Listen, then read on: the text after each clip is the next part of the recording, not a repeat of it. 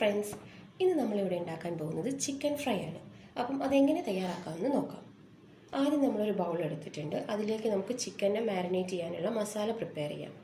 അതിനാവശ്യമായ സാധനങ്ങളാണ് ginger garlic paste, അതായത് ഇഞ്ചിയും വെളുത്തുള്ളിയും കൂടെ പേസ്റ്റാക്കി വെച്ചതാണ്. അതൊരു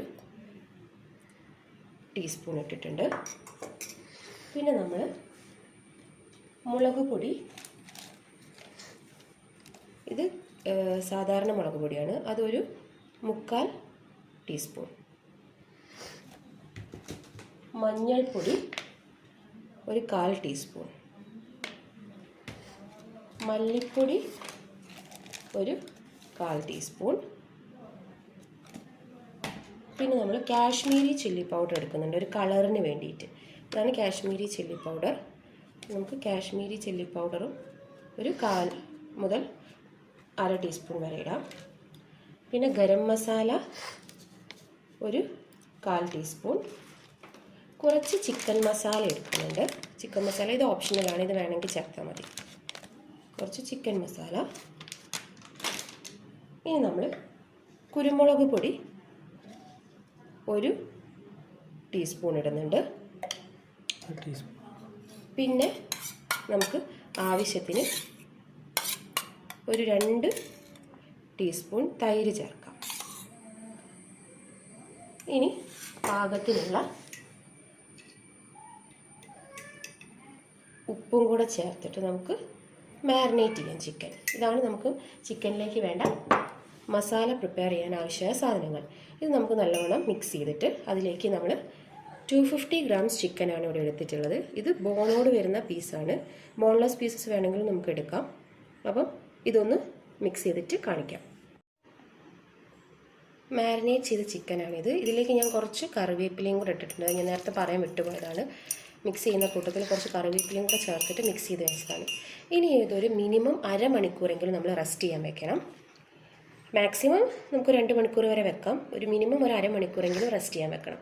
ഇനി നമുക്കിതൊരു അരമണിക്കൂർ കഴിഞ്ഞിട്ട് കാണാം.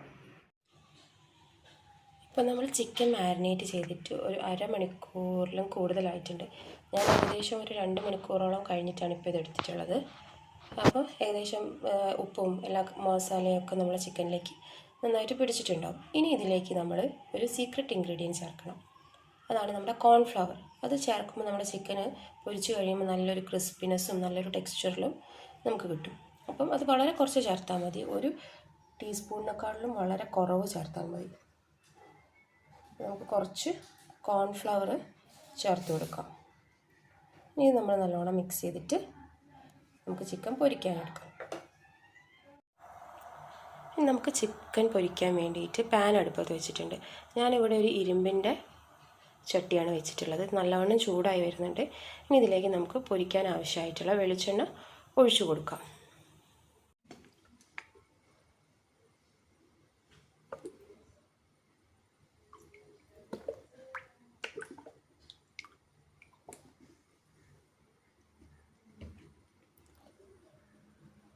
ഇനി വെളിച്ചെണ്ണ നന്നായി ചൂടായി വരുമ്പോൾ നമുക്ക് ചിക്കൻ ഓരോ പീസായിട്ട് ഇട്ട് കൊടുക്കാം.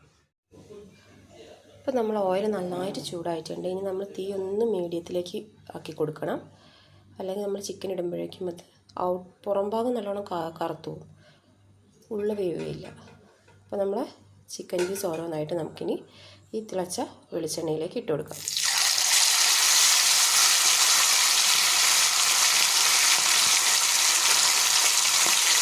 ബാക്കി പീസസ് കൂടെ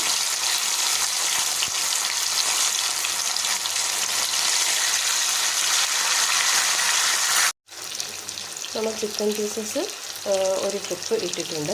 ഇനി നല്ലോണം ഒന്ന് മുരിഞ്ഞ് വരണം. ഉള്ളിൽ നല്ലോണം വേവണം. പുറത്തൊരു ക്രിസ്പി ടെക്സ്ചർ ആവുന്ന വരെ നമ്മളൊന്ന് കുക്ക് ചെയ്തെടുക്കണം. അപ്പം നമ്മുടെ ചിക്കൻ ഏകദേശം റെഡി ആയിട്ടുണ്ട്. ഒന്നും കൂടെ ഒന്ന് കളർ മാറി വരുമ്പോൾ നമുക്ക് ചിക്കൻ കോരിയെടുക്കാം. അങ്ങനെ നമ്മുടെ ചിക്കൻ ഫ്രൈ ഇവിടെ റെഡി ആയിട്ടുണ്ട്. നമുക്കതൊന്ന് ചെറുതായിട്ട് ഗാർണിഷ് ചെയ്തിട്ട് സെർവ് ചെയ്യാം. നല്ല ടേസ്റ്റിയും നല്ല ജ്യൂസിയുമായിട്ടുള്ള ചിക്കൻ ഫ്രൈ ആണ്. അപ്പം എല്ലാവരും ഒന്ന് ട്രൈ ചെയ്ത് നോക്കുക.